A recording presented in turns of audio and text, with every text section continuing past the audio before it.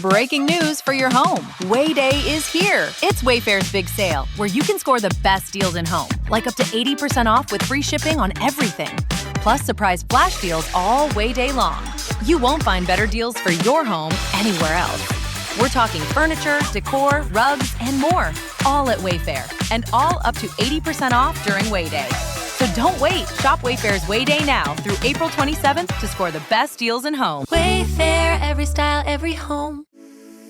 Welcome to Under One Roof MTL, where we are demystifying home ownership 1 week at a time. My name is Robin Flynn, joined as always by Fred Pichette and Martin Spalding of Fred and Martin Mortgages. Good afternoon, gentlemen. Well, good afternoon, Robin. Hey, Robin. Is spring here finally? Because I was whining and complaining last weekend, but so far it's been a beautiful weekend. And it's playoff weekend. Wow. Spring in Montreal, the Habs in the playoffs, ça sent la coupe, friends. I'm also joined by LJ Aguinaga of LJ Realties. Hey, LJ, how's it going? It's going great. How are you doing? Very, very good. I'm very, very excited because we have cookies to give away, as we do every week, courtesy of Felix and Norton Cookies. You can visit their store at the Blue Haven Shopping Center, by the way, in DDO. Our question this week, if you think you know it, 514-790-0800. What is the name of the tax that you pay when you purchase a property in Quebec? If you listened to the show last week, you should have a pretty good idea of what the answer is. 514-790-0800. Lots of stuff in the news this week, but the one that really jumps out is inflation. Inflation increases to 2.4%. The war in the Middle East, of course, drove up gas prices to over $2 for a while there. The next Bank of Canada interest rate announcement is this Wednesday, April 29th. With those inflation numbers, guys, what are we expecting them to do? In my humble opinion, it's going to stay the course. But I did see an interesting article on Friday morning in the Globe and Mail, and the article stated that due to inflation concerns, markets are predicting as many as 3 rate hikes by the end of the year. Well, this is crazy, Martin, because the economy is not in good shape. But I know as a fact that when you have inflation, you have to raise interest rate. But yeah, I hope not. I hope not. I'm just saying what I caught in the Globe and Mail on Friday morning. I think next Wednesday we're going to stay the course. We're going to stay at 2.25. But this article really jumped out at me because 3 possible rate hikes between now and the end of the year due to inflation, concerning. Here's the thing. The reality is they've been predicting this for the last couple of months. This is nothing new. This is one more article that is tooting the exact same horn right now. And for the time being, with all the instability in the market, I do not believe that the Bank of Canada is going to come out strong and actually make any changes right now. Obviously, it just means there's going to be less time throughout the rest of the year to make these changes. But like we've said over the last couple of years, President Trump changes his mind every single morning, and that's going to have a significant impact on what we're going to do, because obviously we're at the mercy of some of these decisions. The ceasefire was extended. We don't know if it's going to continue to get extended. If it's not, if more passageway through the Strait of Hormuz is actually going to be allowed or not. And until we have a lot more clarity on this, I don't think anyone really knows what's going to happen next. Okay, Robin, take note. Take note. We had this conversation. Yes. It is the 26th of April at about 12:05 in the afternoon. The gauntlets are off. We'll see how the year ends. We'll see if the Globe and Mail was right, and we'll see what transpires between now and the end of the year. I hope the article is completely wrong, but I think that inflation is something that's going to be with us for a while, because economists what they're really concerned about right now is, okay, inflation right now is being driven by oil prices and gasoline prices. If you take that out, inflation's not so bad. But if oil and gasoline prices remain high, in other words, if we don't settle what's going on in Iran right now, that could have a very negative effect on the entire economy. Because we know that transportation costs, and by default, everything that's transported by a truck those prices are being driven up. And we can see the retailers, we can see the airlines, we can see everyone that uses fuel in their businesses are passing that on to the consumer right now. And a lot of people said, oh, it's just a bump in and it's going to settle itself in the very short term. I think that those costs are already being passed on, and I'm not convinced that we're going to see a settlement in Iran tomorrow. And Martin, I will add, that's exactly why if you have a mortgage to renew in 2026, you cannot assume that rate will fall. Mm. Well, because we This, talked about it last week, the thing that is most stable right now are variable rates. Because fixed rates right now are influenced by the bond market. And every time that there is an inflation article in the news, the bond market reacts, and the bond market is pushing fixed rates up. And what is more stable right now, and what is the deal right now, are variable rate mortgages. yeah, but you just said that we may have three increase in 2026. Well, you didn't believe what I just said. I don't So, believe it, but still, you know. so guys, you got to take a position here. Yeah. Do we think the Bank of Canada is going to increase interest rates, or do we not? So that's the gamble. And if you're risk adverse, you got to go fix. If you're willing to gamble a little bit, then go variable. Well, the price of fuel, even though it's come down in recent weeks, I think I last gassed up it was about $1.80. So prices have come down a little bit. We've seen some measures from the government to try and ease those prices as well. But more and more people I know who are staunch motorists who do not take public transit, they drive everywhere, are choosing to take public transit. My dad and I went to the Habs game on Friday night. He always drives downtown to go to the Habs game. And he was like, maybe we should take the metro. This is becoming a thing for people who are making those choices to avoid because gas is just so expensive. My dad does drive a Camaro. That's a gas guzzling car. So it's quite Your expensive. dad But drives yeah. a Camaro? Yeah, he bought I it when my love parents got that. divorced. He's had this Camaro for 10 years. It has over 200,000 kilometers on it, but it's his baby. He takes care of it. He services it himself. He loves that car so much. Well, I mean, yeah, there's gas prices, and there's also trying to park downtown during a game. Yeah. Yeah. Yeah. Well, It's a little wild. Speaking of affordability, affordability has actually overtaken trade as Canadians' top economic concern. Interestingly enough, they're pretty much linked at this point. But a Bank of Canada survey this week found that housing costs and job security are now Canadians' two biggest concerns. They now outweigh tariff fears. But job security is directly impacted by tariffs. Affordability is directly impacted by what's going on in the Middle East and in Iran right now. So, what are we thinking here? If people are worried about the cost of housing, keeping their jobs, do you worry that this is going to keep people on the sidelines? Maybe they've got that down payment saved up, but they're a little too nervous to buy their first home. What would you say to them? If you have the down payment saved up and you're unsure where to go next because of this, right now I would say, look, at the end of the day, this isn't a commodity. We're looking to buy a home because you have a need. You fundamentally want to have somewhere that you're going to call home, that you're going to be in for the next 5+ years. And ultimately, you're tired of the instability from renting, possibly. You're tired of not being able to decorate the place the way you want and consistently telling yourself that, oh, this is just temporary, so I'm not really going to invest myself into this place. So if you have this need one way or another, forget about everything that we're talking about on the regular in terms of the instability and this and that, because every single year when we take a step back and see where things are heading on the long run, it's continuously going up. So like we've said plenty of times on the show before, get into the market and then spend time in the market, and ultimately you will be paid handsomely for doing those things. So don't let anything else stop by. Great advice. Also, there was a survey from TD that showed Canadians were tightening their budgets. Of course, there's a trend here, guys. Everybody's tightening their budgets, taking public transit, but a lot of people have their mortgages set to renew this year, potentially at higher rates if you're on a fixed rate.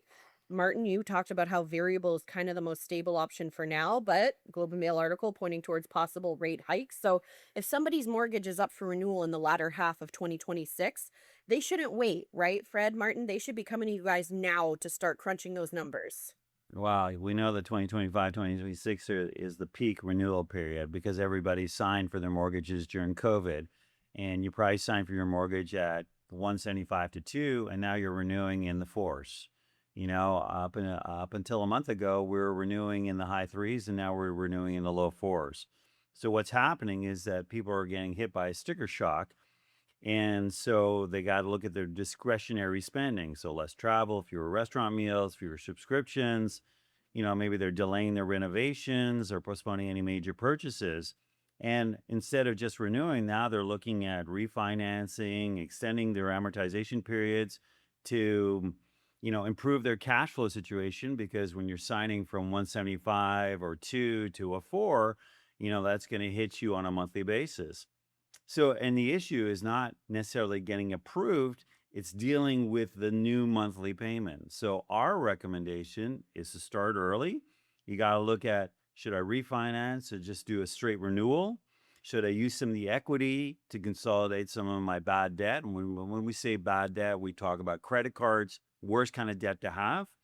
Should you look at fixed or variable? I've always been the fixed guy in the relationship, but now I would consider variable because it really is. There's a huge gap between fixed and variable right now, and it's worth looking at.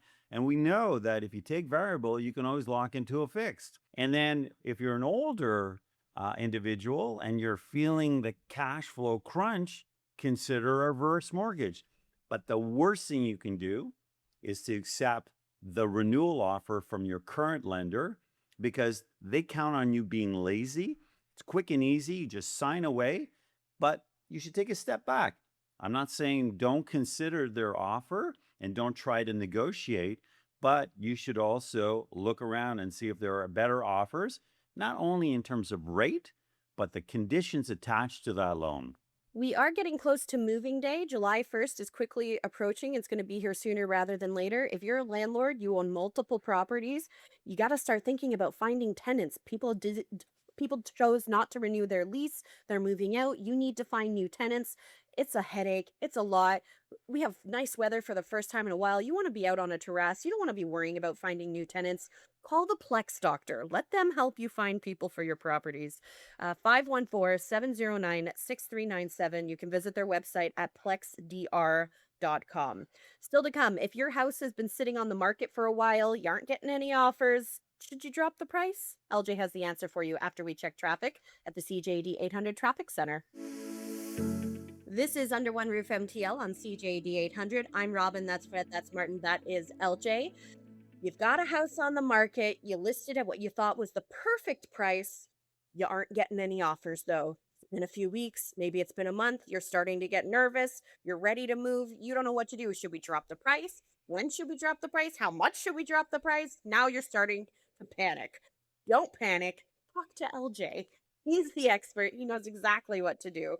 So, LJ, I'm sure you've seen this a million times where your sellers start freaking out. What's the average point, would you say, where people start worrying?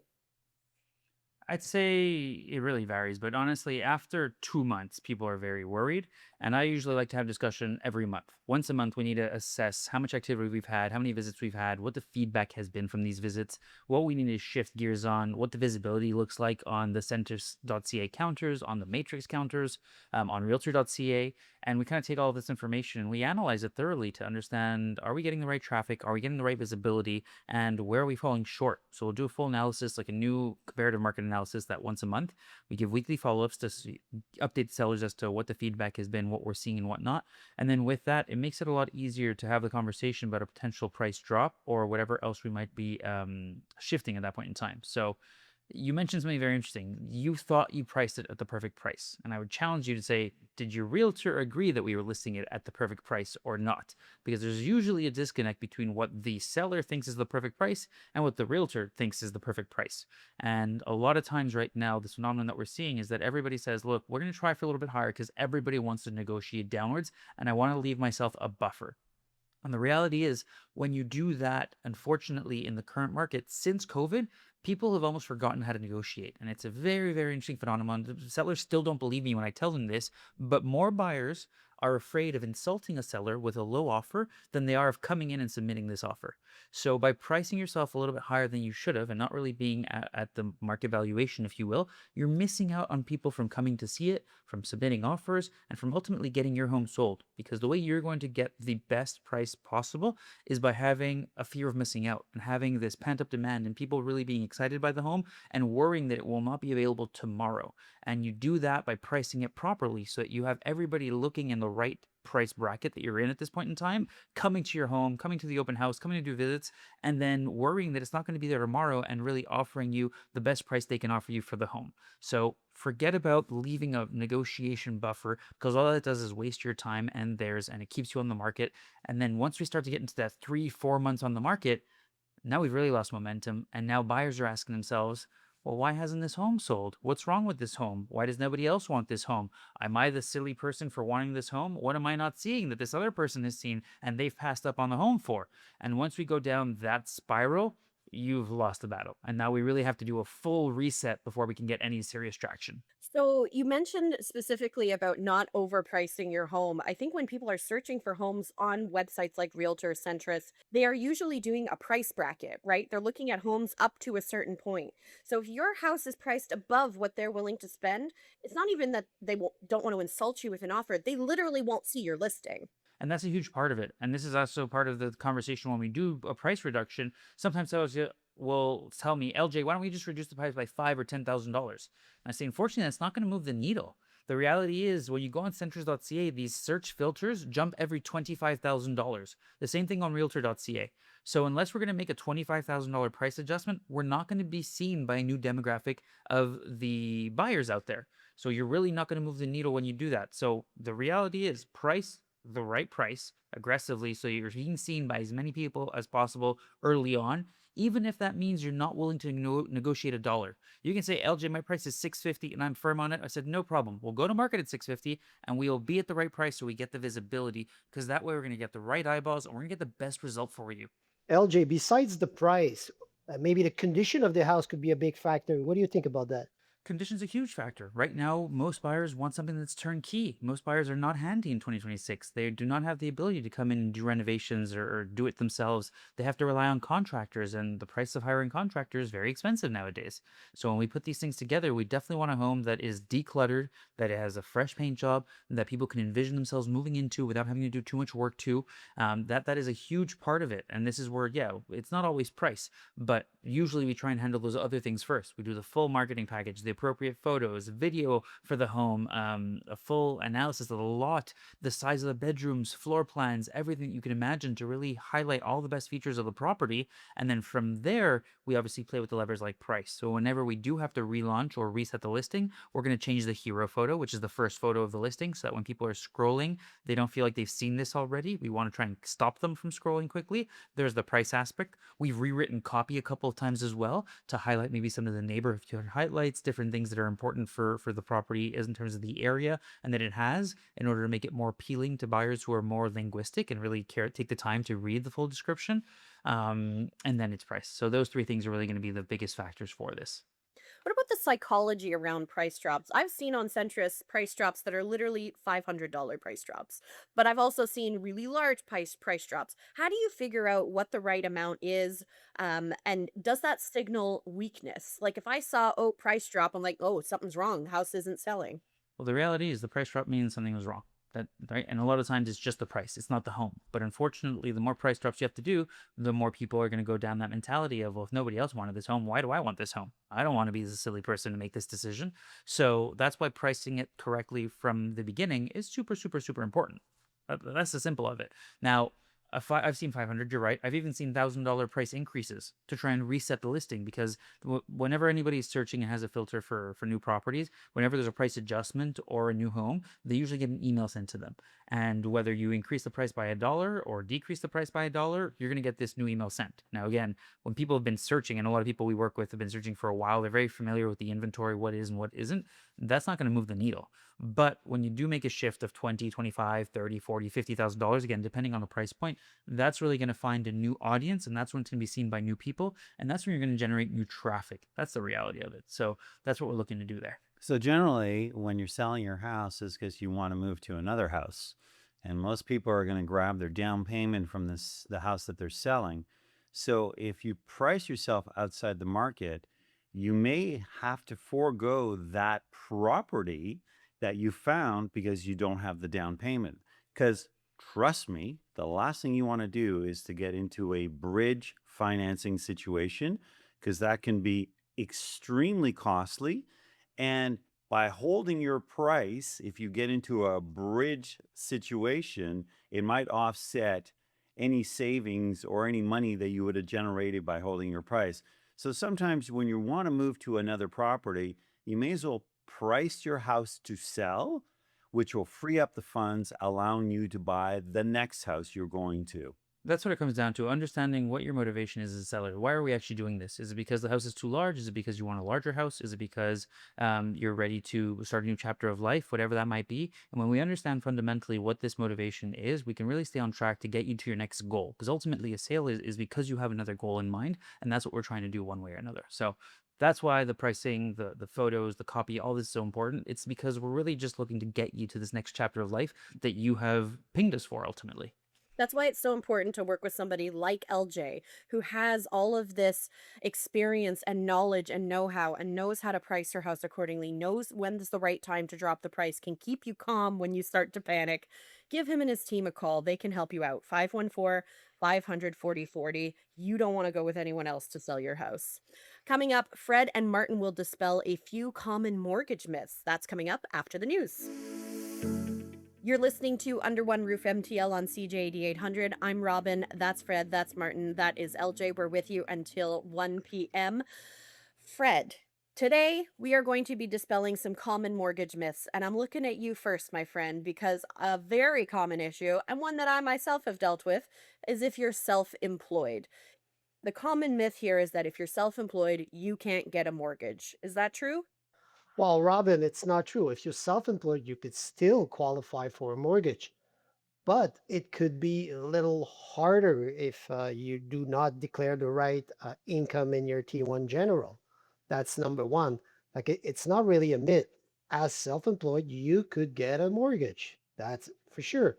But it could be a little bit more challenging and difficult. Why? Because you would need more documents like your T1 general, not the short version, the long version. And you will have to have your notice of assessment as well. And we will average out also your last 2 years of income. And whereas the people make the mistake sometimes is they think, well, I'm billing for 100 grand, I'm making 100 grand, but my accountant write off all kinds of expense, and I don't want to pay taxes, and I declare 35,000 a year, which is at the end of the day, it's great not to pay taxes, but you do not get pre-approved, which is you could get a mortgage as a self-employed. It's just a little bit more challenging, and we will have to present your file to the right lender. But no, it's not. It's not a myth. Excellent. Martin, getting pre-approved means that your mortgage is guaranteed. I remember when we bought our house, our realtor told us, make sure before you go to notary, don't go finance anything. Don't buy a car. Don't buy appliances, because the pre-approved mortgage, everybody thinks that means my mortgage is approved. I'm good to go. A pre-approval is something that's really good to have before you hit the market. And most real estate agents, like LJ, will expect a buyer to be pre-approved. But a pre-approval is not a final approval. So once you have your accepted offer, the lender still needs to review the property, order an appraisal if needed, check your income documents, check your down payment, and probably we pull your credit on Equifax, and usually the lender will pull your credit report on TransUnion to check that, to make sure that what we see on Equifax is exactly what we find on TransUnion and vice versa. So just because you're pre-approved, it doesn't mean you have your final approval. So yes, a pre-approval gives you a good starting point and sometimes a rate hold, but it does not mean that the deal is done. I could add to that when you make a pre-approval, make sure it's backed up with documents. We see it all the time. People says, "Well, I'm making 100 grand." When you look at the document, oh, I saw 80 on your T4 or 82, which is it's very important when you look to buy a property, you make the right pre-approval backed with documents. Absolutely. A mortgage broker can only help you if the bank said no. That's a common one that I've heard. But is that true? Well, no, not at all. I love to say everyone should has a mortgage broker working for them. It's like having a good dentist or a good accountant. It's so important. Uh, as a mortgage broker, you could compare lenders, you could structure your file properly, you could spot issue early, and explain the pro and cons of different options. Sometimes you could only find the best rate and the best term possible, but most of the time you might need the best product that suits your needs. Like it's not strictly about the interest rate. Like obviously everyone should consult a good mortgage broker to see where they had in their life and what they're looking for. And a good mortgage broker could present you different option and different lenders. I think people don't realize that mortgage brokers don't cost you, the person who's house shopping, anything. I think people are worried that they, one, don't want to waste your time and that they can't afford to work with a mortgage broker. But a mortgage broker is free for the user, right? Yeah, it's free for a conventional loan, but if we're working with an alternative or private lender, there are fees. Right. Rolled into the mortgage. It's not like they have to pay you $100 an hour to sit down with you. But there are still fees. There So are fees. yeah. Okay. Next myth, paying off debt always improves your mortgage approval. Is that true? Sometimes it helps, but not always. Yes, reducing debt can improve the lending ratios, GDS, TDS, that we talk a lot about. But if someone uses too much cash to pay off debt, they may weaken their down payment, reduce their reserves, and leave themselves short for the closing costs and the welcome tax and so on and so forth.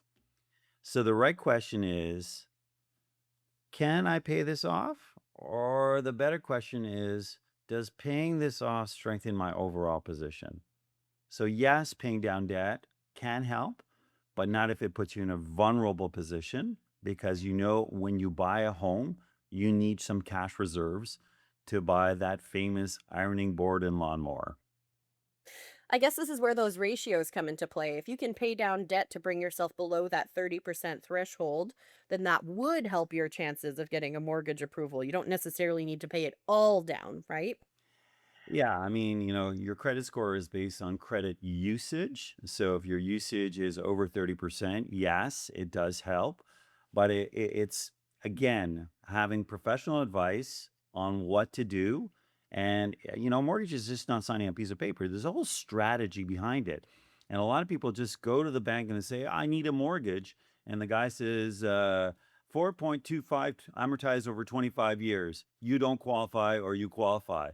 But what you should do is take a step back and go, okay, what do I really need? Under what conditions? For how long? What's the strategy to put the money where I've got in the right place, using the money in the right way, so that when I speak to LJ and LJ says, "Do you got your down payment?" Yeah, I just paid off all my debt. My cash reserves are depleted. Well, you don't have enough to buy the house. So there is a strategy behind it. And that's where Fred and I and LJ step in, and we can build it all the way through for you, from financing to how much you should use, how much you should offer, and what you can expect when you get to the notary when the notary prepares the disbursement sheet. So, if we summarize our four myths of the day, self-employed borrowers can get a mortgage. A pre-approval is not a final approval. A broker is just not for problem files. It's to help you build the right strategy. And paying off debt is not always the best pre-mortgage strategy. So if you got some doubt, call LJ, call Fred, call Martin, and we'll build out a strategy, a 360 strategy for when you hit the market. Fred, do you have anything to add to that? No, I just want to say that when you look for a mortgage, people make one biggest mistake. They're just looking for the interest rate. Hey, what's your rate? Well, I love to say my rate is from 1% to 15. I don't know. I love to say what you need. Uh, are you buying a property, refinancing, transferring your mortgage? Do you need a line of credit? Like the interest rate, it's really important. Don't get me wrong. But a mortgage, it's much more than just the interest rate. It's really come down to what your needs are, where you at, and what kind of transaction you want to make. Like obviously, as a broker, we have competitive rate, but and we work for your best interest on the top of it. But at the end of the day, you should look the big picture, not only the interest rate. And the best way to look at the big picture is by getting in touch with Fred and Martin. Obviously, they know what they're talking about. They can sit down with you, figure out what your goals are, help you build a strategy, and help point you in the right direction so that you get the product that best suits your needs. To find out more about your lending options, you can get in touch with them by going to fredandmartin.com. Coming up, our property of the week plus the answer to our trivia question of the week. That's coming up after we check traffic at the CJD 800 Traffic Center. Wrapping up on Under One Roof MTL on CJD 800, I'm Robin Flynn, that's LJ Aguinaga, that's Fred Pichette, and that is Martin Spalding. It's time now for our property of the week, and we are heading to beautiful Griffintown. Yes, we are. If you're looking for 2 bedrooms, a private balcony, in-unit laundry, and condo fees of just $173 a month with a brand new roof installed a couple years ago, all of this for $475,000, 425A Rue de Versailles is a smart buy in one of Montreal's most connected neighborhoods. Walk to the metro, the Lachine Canal, Atwater Market, and some of the city's best restaurants and cafes. Call Amanda at LJ Realties to book your visit. LJ Realties, trusted local results. My go-tos in the area include Chez, which you can literally see from your balcony, as well as Rockaberries for their incredible apple crumb cheese pie.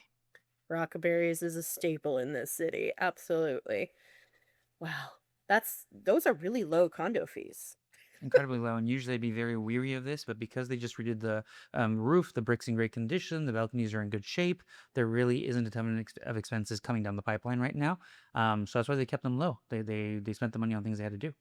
Wow, that's impressive. Okay, let's get to the answer for our trivia question of the week, brought to you by Felix and Norton. Our question this week, I know the guys are going to tell me it was too easy again.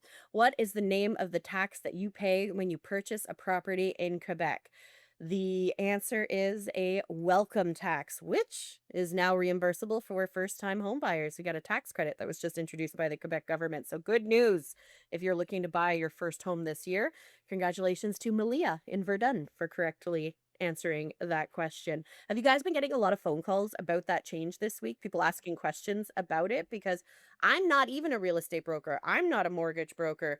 And people have been calling me because they know I work on this show with you guys. And they're like, what is this first time homebuyer tax credit that I'm hearing about? So I guess you guys must be getting a lot of calls and emails. Yeah, actually, we're working on actually we've got we're financing 4 first-time home buyers right now, and the news broke last Friday, and we sent out emails to all our clients to say, hey, by the way, this was just announced, and they were thrilled because we always mention the biggest barrier to getting into a home is often the down payment and the closing costs, because you need that in liquidity. So basically what we're announcing to them is, by the way, that welcome tax that you're about to pay of $4, $5, $6, $7, $8,000, you're going to get a portion of it back.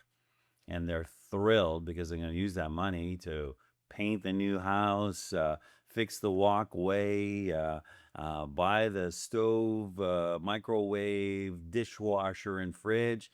This is found money that has just fallen from heaven.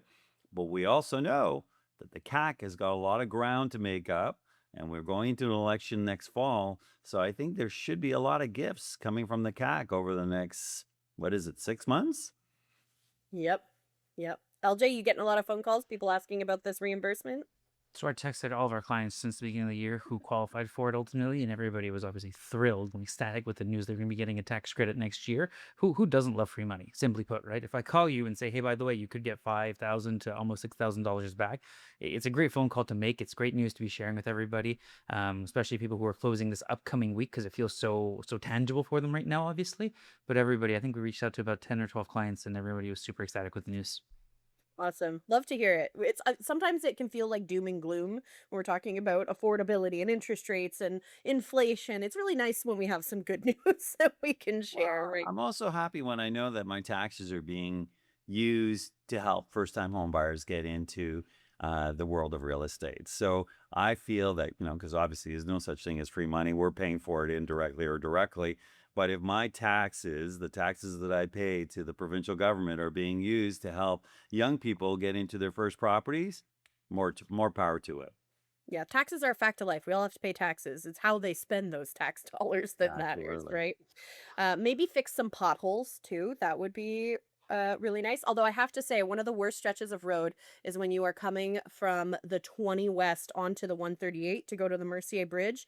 It has that stretch of road, you have to slow down to like 20 to drive over it because the potholes were so bad.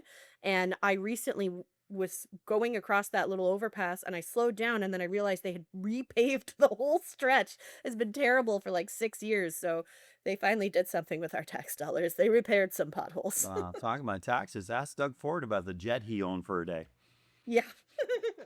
Don't they have people who tell them how things are going to look optically? Like, don't they have like a marketing team who says people aren't going to like that you just bought yourself a private jet? Not good optics. Sometimes Even if people it don't was a listen. used jet, it was still a jet. That pretty much does it for us for this week. To ask the question and have the answer featured on the show, you can email us at underoneroofmtl@gmail.com.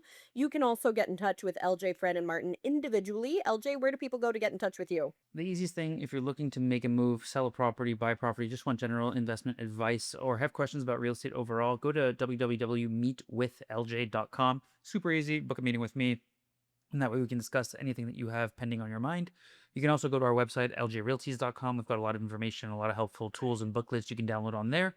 Feel free to check us out on all socials with the handle LJ Aguinaga or LJ Realties. And you can also feel free to call or text me at 514-500-4040. So whatever medium of communication you'd like, I'm here for it. No problem. If you're looking to free up some of your time, if you're tired of managing your property and you really just want to be able to go on vacation without thinking about your multiplex investment or condo investment, whatever it is you might have, reach out to us at the Plex Doctor. We'd be more than happy to step in and be your eyes on the ground, take care of your rentals, take care of maintenance calls, all the paperwork, renewals, increases, everything in between. So you can find us at www.plexdr.com, or you can call my partner Thierry at 514-709-6397. It would be our pleasure to take care of you. And when you're a tenant in a Plex Doctor managed property, you get access to this really cool app. My studio is in a property that's managed by the Plex Doctor. I had to send a message this week. Thierry responded in a couple of hours. It was super quick, super easy. No trying to find phone numbers, no waiting, playing telephone tag back and forth. Super easy to use the app. So I'm a big fan. Fred, Martin, where do people go to get in touch with you? So you go to fredmartin.com, and on the website, Fred's phone number and email is there. And if you call Fred's number, he answers. My phone number and my email address is there. So if you call me, I answer. And currently the website is in French, English, but soon it will also be in Spanish. Ooh la la. And the reason being is that we have so much Spanish clientele, and a lot of people don't realize that Fred is fluent in Spanish. So why not be able to serve people in English, French, and Spanish? And the other thing that we need to point out is that as much as we do a lot of our business in Quebec, we're also licensed in Ontario.